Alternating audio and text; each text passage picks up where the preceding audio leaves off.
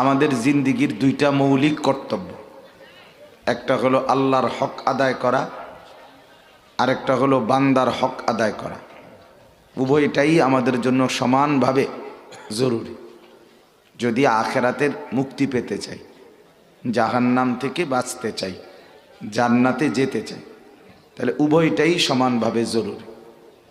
কোরআনুল কারীমের মধ্যে আছে, আল্লাহ তাআলা বলেন, ইন্নাল্লাহা ইয়া'মুরু বিল আদল, নিশ্চয়ই আল্লাহ তাআলা আদেশ করছেন আদল, আদলের, ইনসাফের।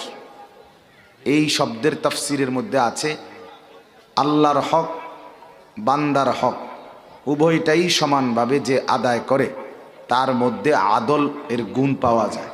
সে আদেল, সে ইনসাফগার, সে ন্যায়পরায়ণ, অর্থাৎ তার ভিতরে